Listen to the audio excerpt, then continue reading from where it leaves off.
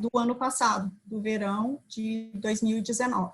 E também nós operamos um portfólio de cerca de 20 marcas próprias e negócio.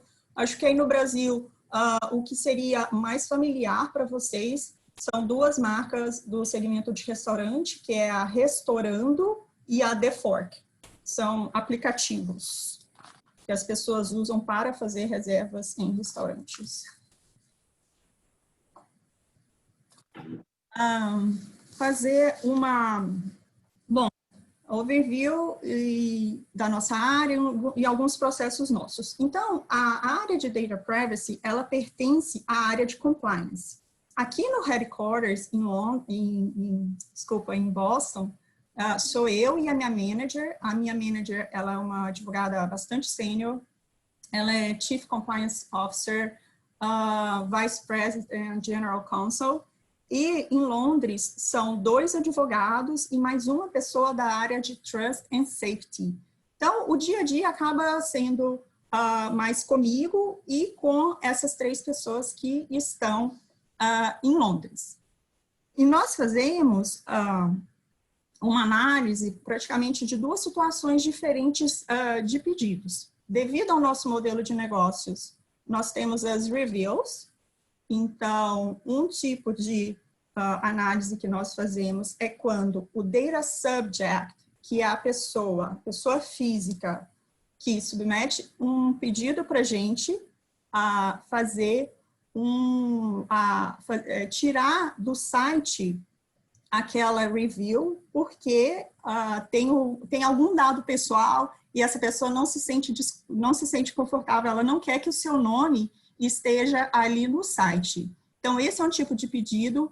Por uma coincidência, nós recebemos também muitos pedidos de pessoa jurídica, porém, a GDPR, ela não cobre, ela não protege pessoa jurídica, somente as pessoas físicas. E com isso, as pessoas, elas, na verdade, no dia a dia, elas nem entendem muito isso, mas a gente não atende esse pedido, né? A nossa política geral é de não apagar essas reviews. Por quê? O TripAdvisor, ele tem uma credibilidade e uma marca de confiança, estava até conversando isso com a Diana, antes da gente começar aqui, né, das pessoas fazerem de fato aí a busca no site por informações de um lugar que ela vai vir a viajar. E com isso, a grande maioria todas aquelas informações, elas antes do momento que se aperta o Enter e aquele post vai para o site, tem um sistema de fraude que detecta informações falsas. Então, geralmente, esse computador, que é desse sistema de fraude, ele detecta cerca de 97% de informações fraudulentas e 3% fica para análise humana em relação ao conteúdo. Um exemplo aí de uma fraude seria um pai que fala bem de um restaurante do filho. Então, isso é um exemplo que o nosso sistema, ele reconhece essa fraude. E é por isso que nós temos aí esse posicionamento de não apagar reviews.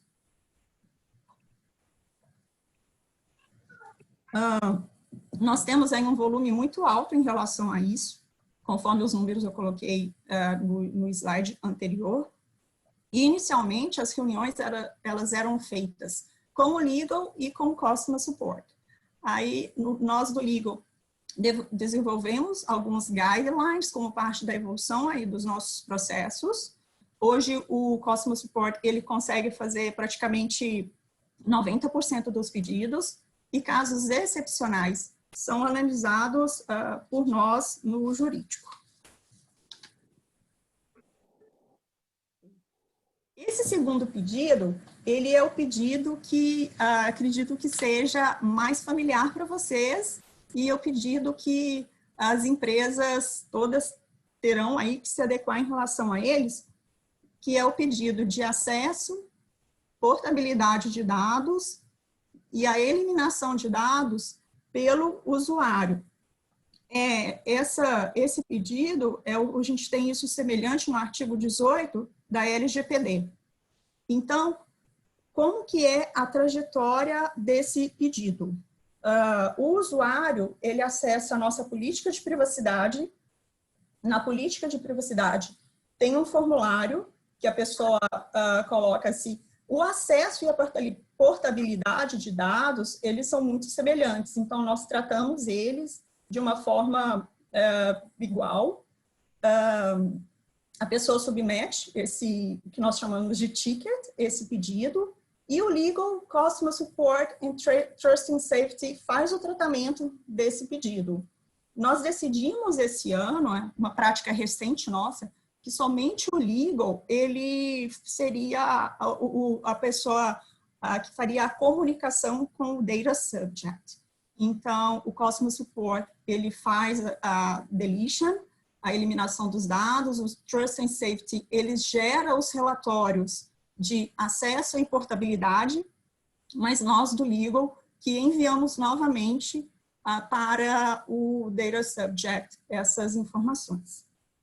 Nós tratamos todos os pedidos de uma forma igual, independente se a legislação de privacidade ela é vigente ou não na jurisdição do local que a pessoa está submetendo o pedido.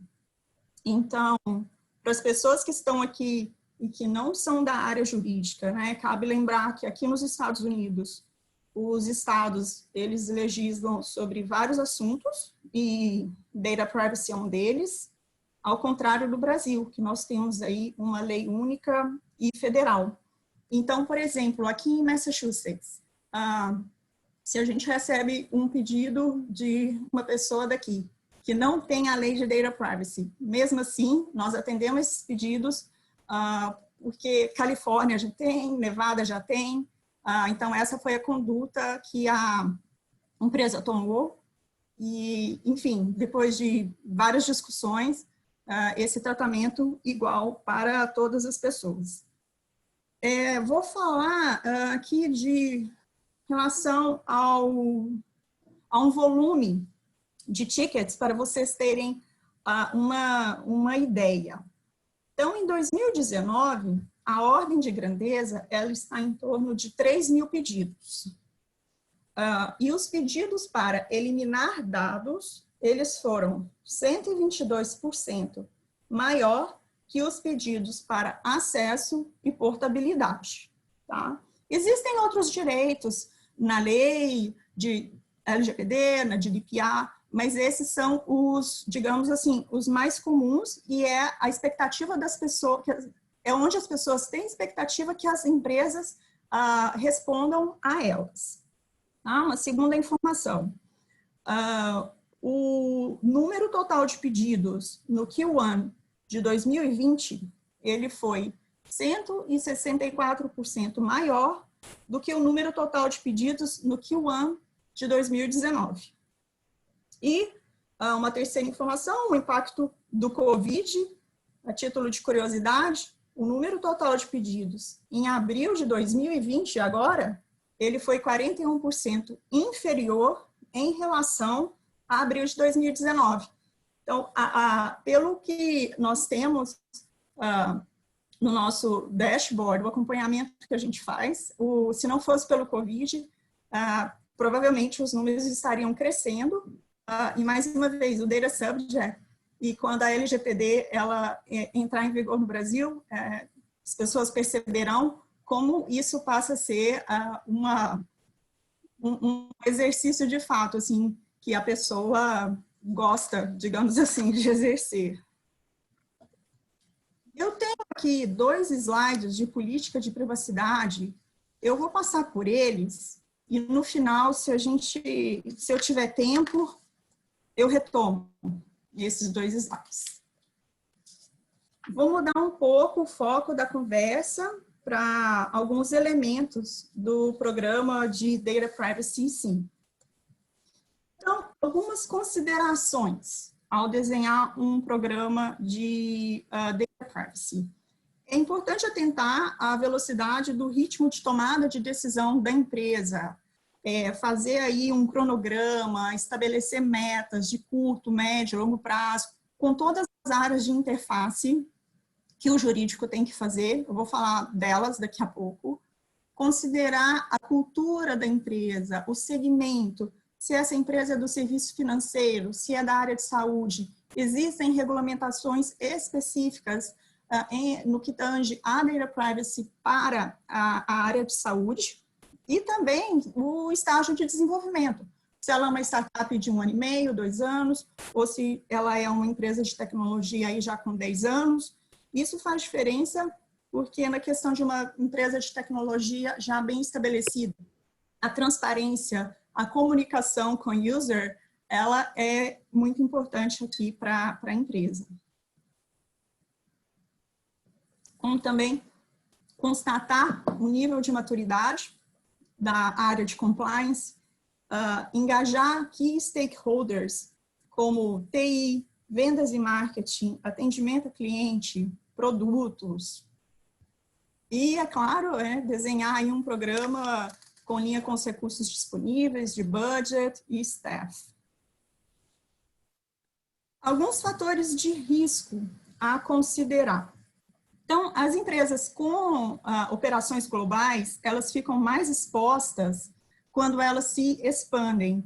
E hoje nós fazemos um acompanhamento semanal dos países, então a gente tem uma planilha de... Hoje o TripAdvisor está em mais de 200 países, então a gente faz um acompanhamento, alguns são projetos de lei, a gente faz todo o acompanhamento legislativo, e uma vez que essa legislação está prestes a entrar em vigor, nós temos que anteceder alguns processos e tomar algumas medidas para nos enquadrarmos a essa nova legislação.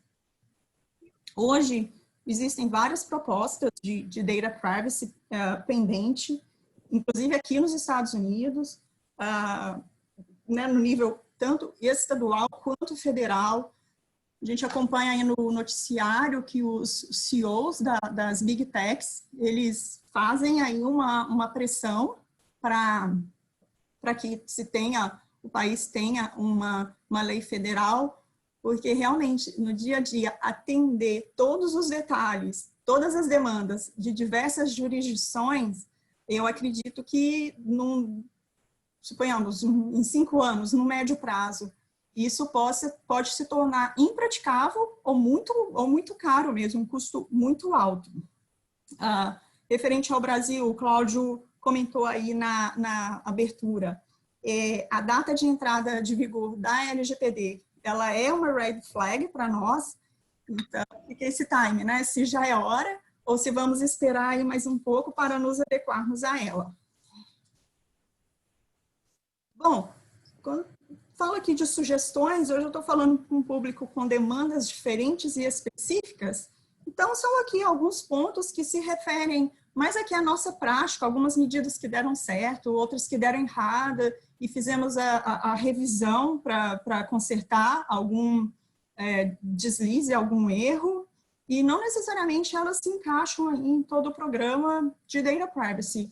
Então, considero fundamental fazer um privacy committee, que esse privacy committee seja formado por tomadores de decisão de diversas áreas da empresa, ter na agenda estratégias em relação à data privacy, riscos, vulnerabilidades, quais são as prioridades, e muito importante, colocar aí, desde um primeiro momento, para os tomadores de decisão, o custo alto em multa com não compliance da lei. Então, por exemplo, na GDPR, a multa, a mais alta que pode se chegar é 4% da receita global da empresa, do exercício financeiro anterior, ou 20 milhões de euros, o que for maior. Então, é um custo altíssimo.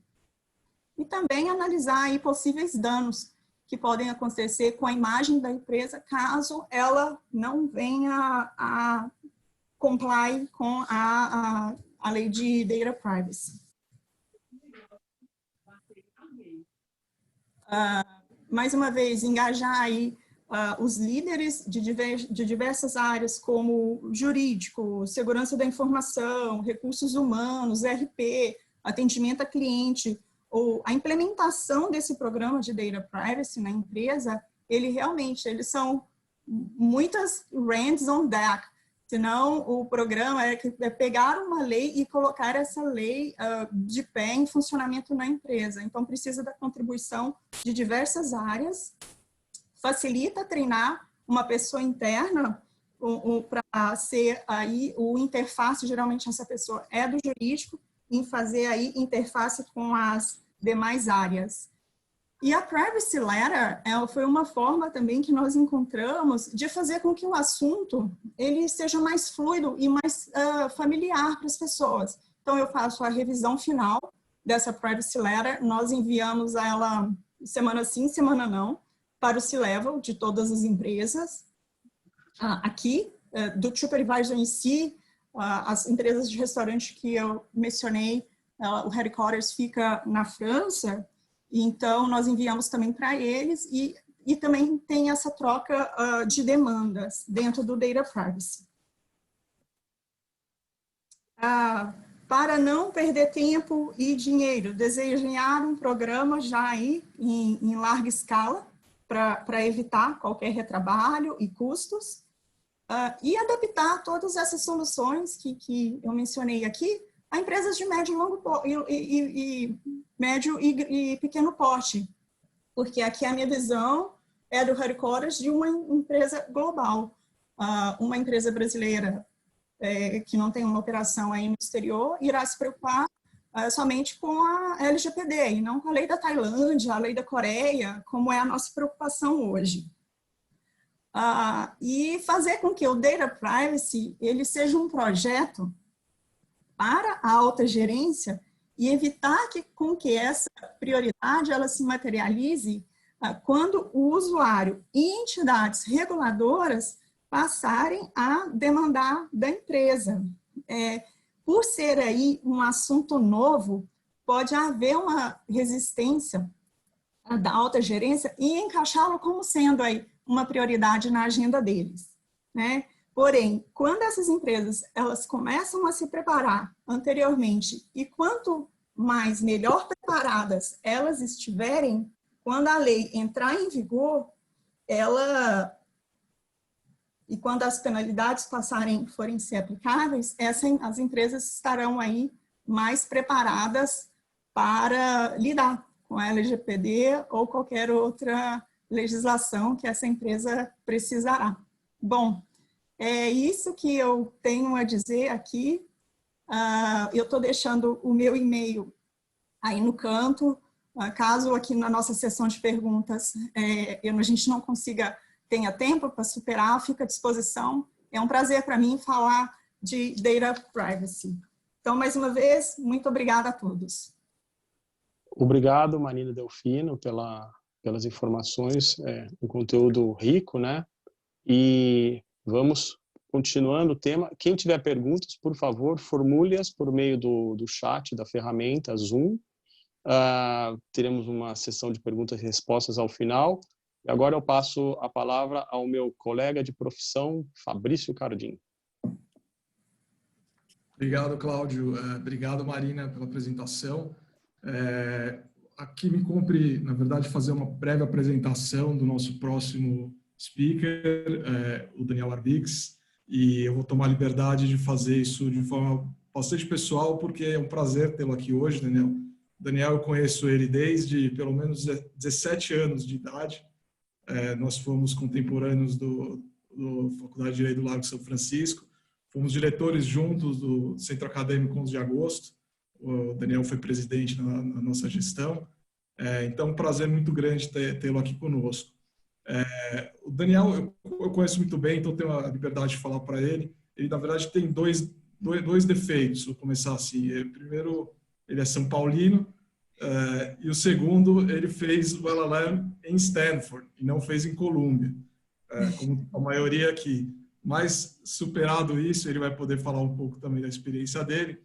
É um grande prazer ver a trajetória aí do Daniel, hoje como diretor jurídico do Google. Ele é doutor e mestre em Direito pela Faculdade da Universidade de São Paulo, lá de São Francisco. Como eu disse, tem o LLM pela Stanford Law School, e é autor do livro, que foi a tese de doutorado dele, Resolução Online de Controvérsias. Eu vou passar a palavra para ele, já fazendo uma provocação para a discussão, que eu acho que é o momento que nós vivemos hoje no Brasil, essa angústia aí de indefinição, embora o foco dele não seja falar especificamente da LGPD, mas uma experiência que foi muito comum na Europa, quando a GDPR estava para entrar em vigor. Eu já conversei com várias empresas lá que viveram esse dilema também que nós estamos vivendo aqui hoje, e a pergunta recorrente que era feita era a seguinte: vocês estão em full compliance ao GDPR? E a maioria das respostas naquele momento, na verdade, a mais inteligente, era dizer: olha, we are ready, but not full compliant. Por uma simples razão, essa lei ela é tão abrangente que é praticamente impossível você estar full compliant o tempo todo com ela. Quer dizer, você tem que criar todos os mecanismos para responder às demandas que vão surgir aí com a implementação da lei. Então, como o Google é um benchmarking e trabalho que já vem fazendo em privacy há anos aí, eu faço essa pergunta provocativa inicialmente para o Daniel na apresentação dele. O Google, afinal, está full compliant para LGPD? Daniel, a bola está com você, eu vou colocar a sua apresentação aqui. Obrigado, Fabrício, pelo convite, pelas palavras super calorosas. Quisera eu ter só 2 defeitos. E obrigado, Diana, Cláudio, Marina. Prazer imenso estar aqui, as pessoas que estão nos assistindo. Eu vou tentar abordar rapidamente, de uma perspectiva pragmática, como inovação e privacidade podem e precisam caminhar juntas, e relatar um pouco da experiência que é bastante particular do Google, e acho que um pouco abrindo justamente esse ponto do Fabrício, que vou procurar defender aqui, que quanto mais diálogo houver, quanto mais espaços como esse, em que as empresas estejam presentes, mas sujeitas ao escrutínio e a questionamentos públicos por acadêmicos, reguladores, a sociedade de maneira mais ampla e também em trocas com outras empresas, mais a gente pode caminhar na efetivação do direito à privacidade sem, de novo, que isso signifique prejuízo a outros objetivos sociais fundamentais. E aí, entrando no tema, Fabrício, se você puder passar, a privacidade é fundamental para o Google. Não teve nenhum estalo, nenhum momento mágico, revolucionário em que a empresa mudou de práticas ultrapassadas para o que ela faz hoje. A gente passou por um processo evolutivo há mais de 20 anos, aí, com erros e acertos e um histórico de aprendizados que envolveu a própria empresa em investigações da Federal Trade Commission, outras empresas, as leis europeias, as diretivas europeias que precederam a Lei Geral Europeia, e agora quase que um festival de leis novas ao redor do mundo, inclusive a brasileira. E hoje a transformação cultural por qual a empresa passou, ela fez com que a gente tivesse que acompanhar uma mudança de abordagem com também recursos e uma organização interna muito robusta. Então, a proteção da privacidade hoje ela é central para uma série de esforços do Google, e ela é central para cada um dos funcionários e colaboradores da empresa. Vou explicar um pouco mais como isso se traduz na prática. Se você puder passar, Fabrício. A gente não está distrito a LGPD quando fala em proteção de dados, e esses princípios aí, acho que saiu embaralhado na tela, mas eu digo para vocês o que era para estar escrito. Esses são os nossos 4 pilares para a proteção de dados e privacidade. Eles são implementados não só pelo nosso escritório de proteção centralizado, de proteção de dados e privacidade, mas também por diversas outras áreas da empresa que constroem produtos e buscam proativamente tutelar esses direitos, e pelos funcionamento geral da empresa, que tem que espelhar um patamar bastante alto de proteção. Mas esses pilares vão orientar quase que todo o desenvolvimento de novos produtos e revisões que a gente faça, em particular na área jurídica. E eles são dar escolhas para as pessoas, escolhas substantivas que permitam que elas optem por como funciona, como elas vão ter experiência com o Google, os controles refinados e que sintonizem a experiência de cada um dos usuários com o que eles desejam e esperam da empresa, as práticas de transparência que ajudem as pessoas a compreender claramente o que está em jogo e tomarem decisões conscientes, e segurança da informação é quase que a irmã siamesa da privacidade, elas andam juntas e não tem como elas não estarem combinadas, até porque a maneira como as empresas dialogam com seus próprios funcionários, colaboradores, com seus parceiros, clientes e reguladores e outros agentes do mercado, ela transparece muito qual é o nível de cuidado que é dado para essas informações. Isso vai de como a gente utiliza a criptografia, as escolhas de differential privacy, de como você consegue criar ruídos ou sinais para obscurecer o quanto é, por engenharia reversa, compreensível de uma determinada análise ou de uma informação que parece desatrelada de pessoas naturais, mas que pode ser, de novo, reconectada a elas. Esses pilares, eles estão um pouco imbricados nos nossos treinamentos, como eu coloquei, e eles acabam chegando em uma questão muito candente hoje, não só no Google, né? Empresas fazendo um trabalho muito interessante também nesse campo, que é Privacy by Design, que eu vou falar em mais detalhes para frente.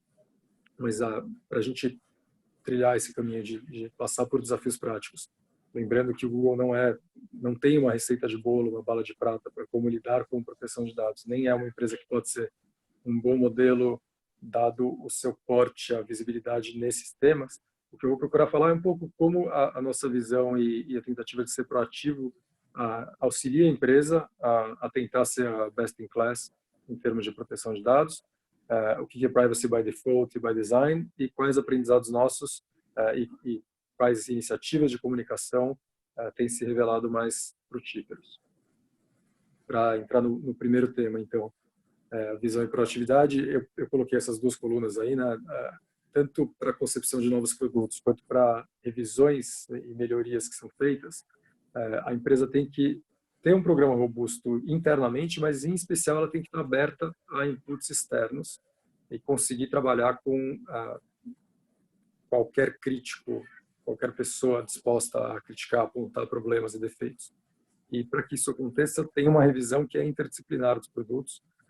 Os lançamentos de produto que eu estou dizendo aqui não envolvem só grandes coisas, vamos supor que a gente vai lançar o Waze num novo país, mas também microajustes, uma determinada funcionalidade nova. Se alguém gosta de TikTok, por exemplo, eles querem colocar um tipo de anúncio novo que precede o vídeo, ou no nosso caso, no YouTube, eu quero poder dar a gorjeta para um criador que faz um trabalho artístico e ele fala quanto ele é remunerado pelos anúncios compartilhados, mas tem uma funcionalidade nova qualquer.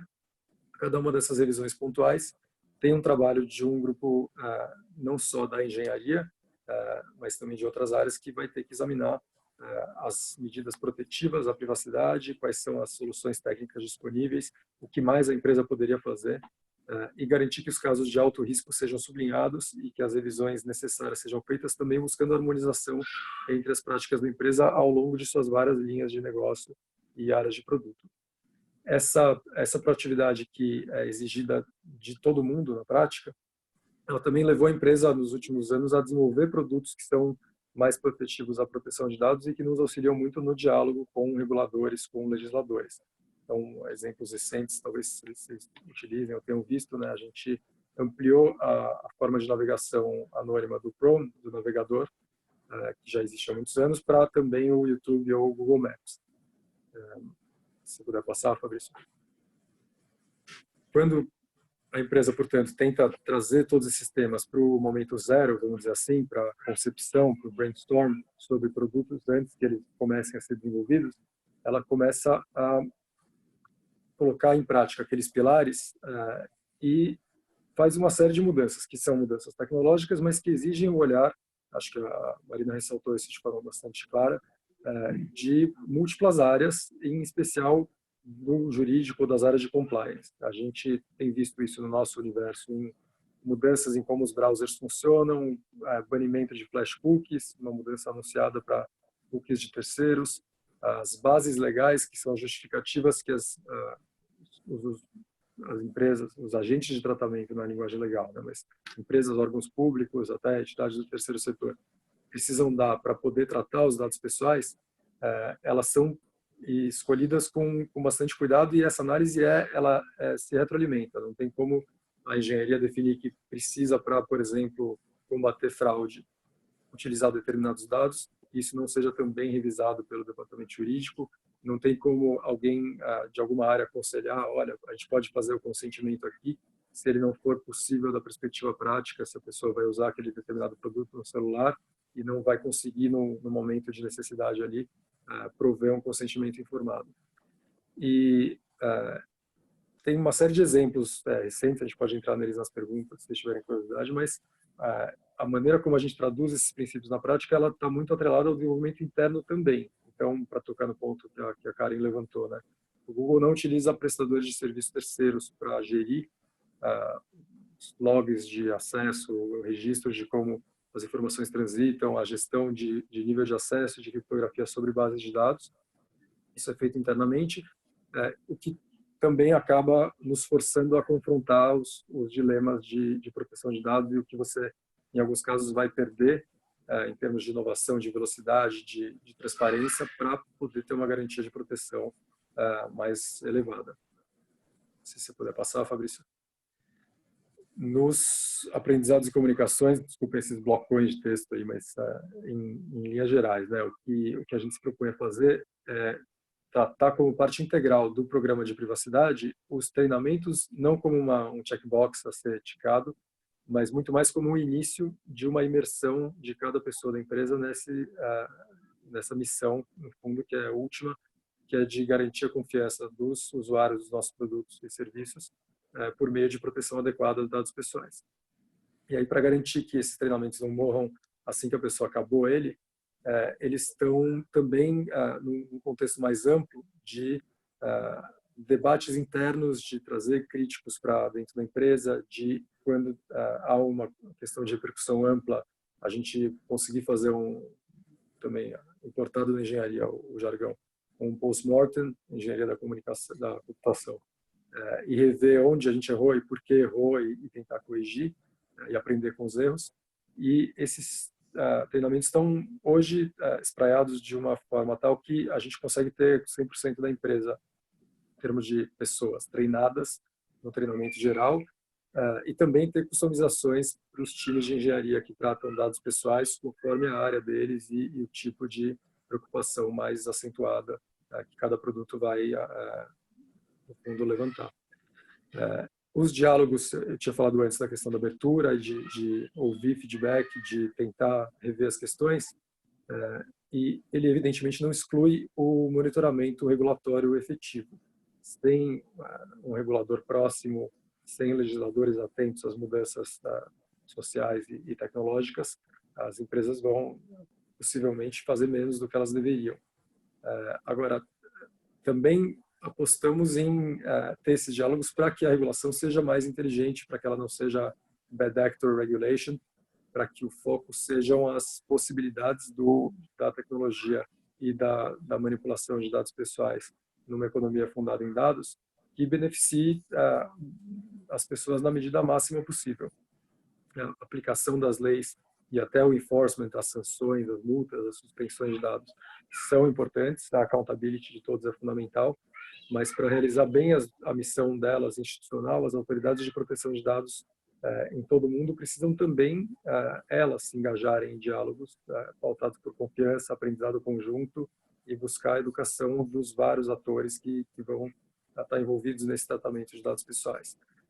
E a inovação inserida numa cultura de respeito à privacidade que é, no fundo, o objetivo compartilhado aí, e que para o Google exige supervisão regulatória, mas oxalá seja ela bem informada e efetiva. O histórico é bastante longo já nosso de cooperação com autoridades europeias, inclusive latino-americanas. Estamos começando o diálogo agora na Califórnia. Nem sempre tem concordância, né? Tem questões como o direito ao esquecimento, remoções globais de conteúdo em que o Google não concorda com alguns reguladores, em particular com os reguladores na França. A gente tem apelado para a Corte Europeia de várias decisões, mas acreditamos que só com cooperação as soluções melhores para a empresa, mas também para os usuários e para a sociedade como um todo, podem ser obtidas. Se você puder passar, Fabrício.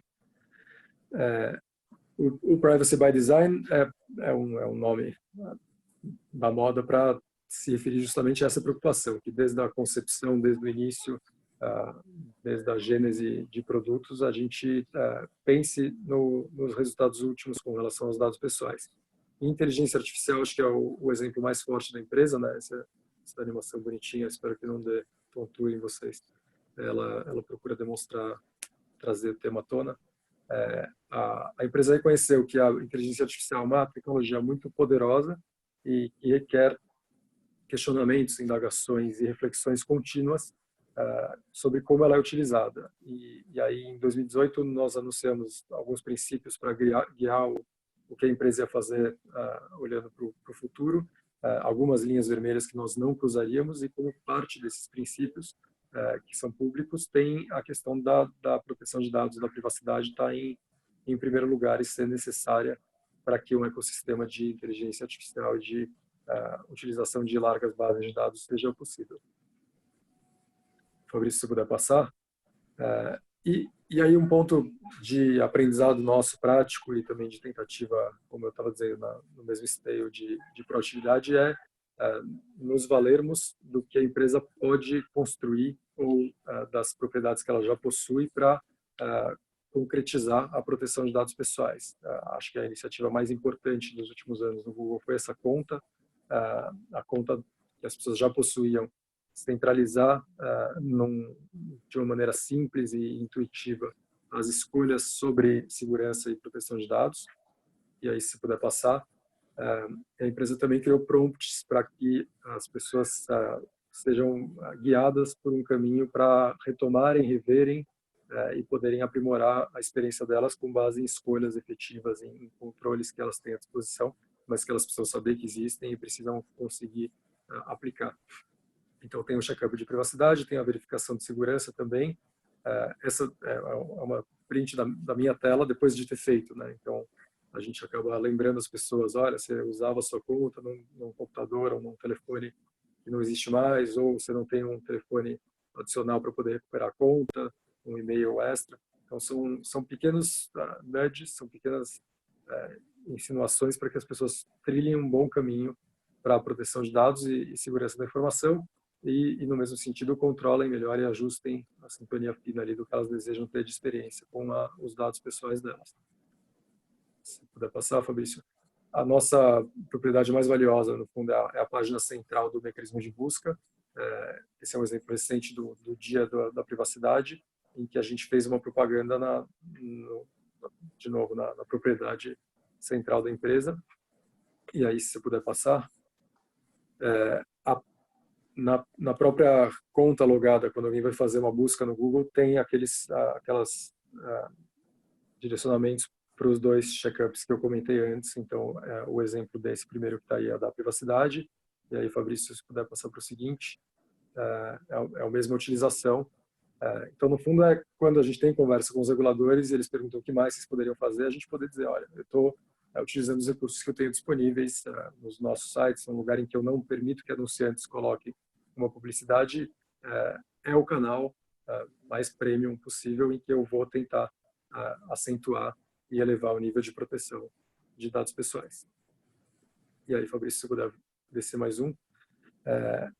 Um exemplo que é super caro, né? Não estou querendo tapar o sol com a peneira aqui, a Marina ressaltou isso bem, é que para a gente ter transparência e para conseguir linguagem acessível e para a questão do consentimento, para que ele seja informado no nível de exigência que as autoridades podem querer cobrar no Brasil altíssimo, a empresa também se esforçou muito para usar multimídia nas suas comunicações e para testar a linguagem, inclusive com teste empírico, pesquisa de campo, para que ela fosse adequada e as pessoas compreendessem o que a empresa tentou comunicar em níveis de escolaridade, diferenças regionais e acesso à informação que é muito dispar, muito heterogêneo num país como o Brasil. A gente fez esse trabalho aqui de fôlego, vários meses aí trabalhando com linguistas, escritores, cientistas políticos e uma revisão também, obviamente, nas áreas de compliance e jurídico para garantir que essa linguagem fosse quase que a prova de bala dentro do que está no nosso controle. E aí, Fabrício, se puder descer, na questão da conta, a centralização, se puder descer mais um, ela acaba refletindo como o nosso programa de privacidade funciona.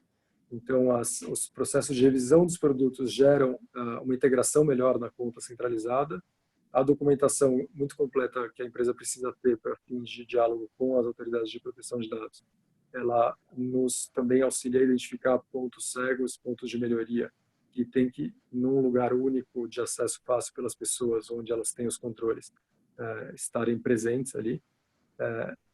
O que o Google procurou fazer nos últimos tempos, como parte do seu programa de privacidade, que é esse terceiro bullet, foi uma sugestão para os reguladores que vão agora começar a trabalhar o tema, pensarem justamente em como uma nova lei de proteção de dados deve garantir que a inovação não seja suprimida, não seja sufocada, e que ela estabeleça diálogos com as empresas, com os órgãos públicos, com as entidades do terceiro setor, para que a proteção de dados seja vista como um objetivo comum e não como simplesmente linhas, fronteiras que não devem ser cruzadas, e se forem, a empresa vai ser punida, penalizada, e para também não haver presunção de que há algo de errado. Quanto mais visível, mais transparente, mais aberta for a proteção de dados, mais ela possivelmente vai ser verificada de forma independente por vários atores, que não só as autoridades públicas, e aí é possível, na nossa visão, é necessário que a gente concilie e propulsione a inovação. E aí tem exemplos interessantes que a gente pode falar, se der tempo nas perguntas, de novidades, desde aprendizado por máquina, em que você utiliza os dados no dispositivo sem que eles precisem ser enviados à empresa, até o Google lançou isso há pouco tempo, você tem um prazo de validade para os documentos e após esse prazo eles são automaticamente deletados. Tem inovações possíveis que agregam valor ao que a empresa oferece na sua condição de, claro, uma empresa de tecnologia da informação que tem bilhões de usuários em vários produtos que têm um contato presente com as nossas plataformas, mas tem possibilidades de inovação que, sem dúvida, são muito positivas e que só foram possíveis por causa da mudança cultural e de se trazer a privacidade mais próxima das mentes e dos corações dos nossos vários colaboradores. E aí, só para fechar, né, a gente, felizmente, tem um espaço para perguntas, mas queria agradecer de novo o convite e dizer que são espaços como esse que nos permitem ouvir as verdades mais duras e enxergar o melhor caminho pela frente. Nesse cipoal de leis novas que está surgindo, isso é cada vez mais necessário. Então, muito obrigado de novo. Obrigado, Daniel. Acho que foram duas apresentações bastante elucidativas aí em termos de exemplos práticos de duas empresas globais de tecnologia na implementação. Eu acho que o momento é crítico agora, que a gente está vivendo também no Brasil. Eu estava conversando ano passado num evento lá do Federal Trade Commission, lá em Washington, e havia a grande preocupação lá da lei brasileira entrando em vigor, a LGPD, e o fato do Brasil passar a ser o país com a maior população no mundo com uma lei federal de proteção de dados, né? Diferentemente dos Estados Unidos, como a Marina bem colocou, as legislações estaduais até o momento. Então, eu acho que é um momento bastante importante para todos aqui ouvirem exemplos práticos que vocês bem apresentaram, e eu agradeço, e eu passo agora para a parte final do nosso seminário, com um Q&A, algumas perguntas aqui já foram formuladas, mas antes eu queria abrir, acho que a palavra ao nosso presidente aqui do Conselho Consultivo da Alumni Club de Colômbia de São Paulo, o Thomas Felsberg tem uma pergunta para o Daniel, certo, Thomas? Doutor Thomas, o senhor está no mudo ainda. Precisa abrir tirar do... Isso. Estão me ouvindo bem aí? Sim, senhor. Obrigado, Fabrício. Parabéns aí, Fabrício. Parabéns, Cláudio, por esse webinar tão importante. Parabéns a Diana aí pela organização, a todos, e principalmente aos nossos palestrantes, né? A Marina e o Daniel. Eu também conheço o Daniel há muito tempo e aí, para mim, um prazer e uma honra poder saudá-lo, desde o tempo de estudante, depois a ida dele para Stanford. Todo mundo escorrega, né? Poderia ter ido para a Colômbia, mas ele resolveu enfrentar os rigores da Califórnia, tal, aquele risco de terremotos, aquela coisa toda, mas a carreira dele é brilhante, parabéns, é um prazer poder ouvi-lo e tudo mais. Eu ia perguntar a você um pouco do seu relacionamento com Trump, mas eu não quero embaraçá-lo. Então, eu vou mudar um pouco a minha pergunta aí, se me permitir. E você sabe que todos os escritórios de advocacia hoje estão embarcando naquilo que a gente chama o escritório 4.0. E eu ouvi com muita atenção a sua palestra, os seus conselhos aí e as suas recomendações. Mas a minha pergunta é, você tem alguma recomendação especial para escritórios de advocacia nessa área de data protection? Nós abrimos, há não muito tempo atrás, uma área de data protection no escritório com a Clarissa Luz, que talvez alguns de vocês conheçam, e é realmente uma área fundamental, né?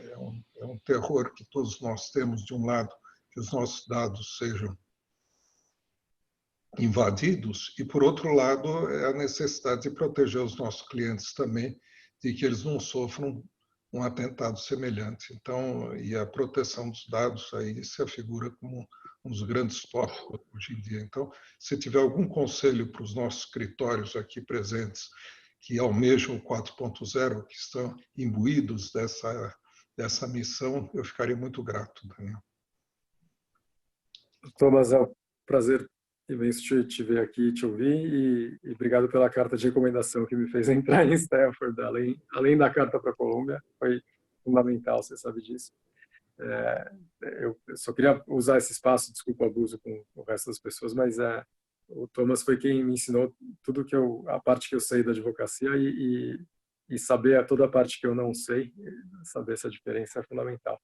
O que eu diria, Thomas, aqui, muito do que o senhor também me ensinou no escritório é o que faz a diferença para a proteção de dados, que é a agilidade, atenção para o que está acontecendo no mundo, muito além do que só os tribunais ou os reguladores estão fazendo. Essas questões em transformação e a expectativa que as pessoas naturais têm com relação aos seus dados, elas moldam um pouco até quais são as bases legais possíveis para o tratamento de dados.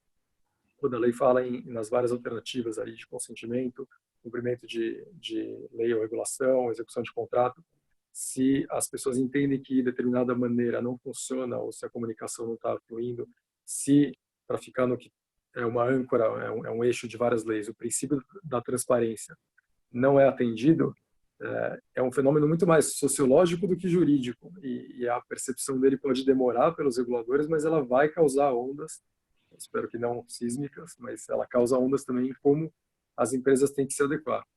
O desafio para os escritórios de advocacia que estão antenados, que conseguem fazer um investimento ou otimizar a sua gestão de tecnologia da informação interna, o desafio de compliance, eu acho que obviamente está colocado, mas ele não é o mais complexo. Acho que o mais complexo é os escritórios que demorem a enxergar como a proteção de dados vai impactar uma série de outras áreas do direito, e aí a gente está falando de um mundo de direito societário, imobiliário, contratual, possivelmente direito constitucional. A gente teve uma decisão do Supremo há pouco tempo que praticamente reconheceu que a autodeterminação informativa está no rol dos direitos fundamentais do artigo 5º, embora não positivado.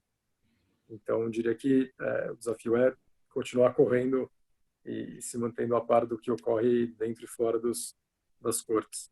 Mas é um desafio enorme, como a gente falou no último almoço, é um desafio para gênios renascentistas. Então precisaremos de boas advogadas e bons advogados para entender esse mundo cada vez mais complexo e essa área que não é bem uma área do direito, mas no fundo acaba sendo. Muito obrigado, Daniel. Bom, acho que caminhando aqui para o final, Cláudio, eu estou vendo aqui que tem 2 perguntas para a Marina, acho que você podia consolidar isso e a gente faz o fechamento, se não tiver mais nenhum. Obrigado. Então, nós temos perguntas, eu vou resumi-las numa só, aproximadamente. Uma da Karen Klemp e outra do Adriano Chaves, nosso colega aqui do Columbia Alumni Club, colega de advocacia também, perguntando sobre o uso de ferramentas para a administração dos direitos, dashboard. E o Adriano complementa e gostaria de saber se a empresa tem alguma ferramenta de tagging para cada dado pessoal, para fazer um monitoramento real-time da circulação de dados das pessoas dentro do seu ambiente. Eu imagino que não possa haver nenhuma divulgação aqui de nome das ferramentas, mas talvez até possa haver uma resposta depois mais com informações por e-mail para quem quiser, Mas a pergunta genérica seria sobre o uso de ferramentas aí no dia a dia de data privacy. Marina Delfino. Tá ótimo. Sim, é uma pergunta muito interessante, até mesmo porque é um grande desafio nosso aqui, e com isso nós contamos com profissionais que nos auxiliam a fazer todo o desenho, o caminho que esse pedido, que a gente chama de ticket, ele percorre. Então, a plataforma, né, como o Cláudio mencionou, não vou colocar nomes, mas tem a plataforma que ela é utilizada pelo usuário. Então, como eu coloquei aqui na nossa conversa, o usuário, ele entra na nossa política de privacidade, e na política de privacidade já tem o link para ele submeter o seu pedido. E ao submeter o pedido, ele escolhe o tipo de dado que ele quer. Então, se é o acesso, se é a portabilidade, ou se é a deletion, a eliminação do dado pessoal dele. Apesar das leis da LGPD, GDPR, trazerem outros direitos, nesse formulário nós trabalhamos com esses 3 que são diretamente o que as pessoas realmente querem na prática em relação a elas. Então, ao submeter o ticket, ela já escolhe, e isso, no nosso sistema, nós conseguimos fazer o tracking de cada tipo de pedido e também de cada usuário. Então, nesse sistema, nós conseguimos fazer o filtro dentro dos Estados Unidos, quantos consumers da Califórnia que fizeram um pedido de acesso de dados, como também para a Europa como um todo, Austrália, Brasil. Se vocês entrarem aí na politicadeprivacidade.com.br, vocês podem fazer tudo isso que eu estou falando, e aqui eu e o jurídico, nós vamos fazer o tratamento do seu pedido.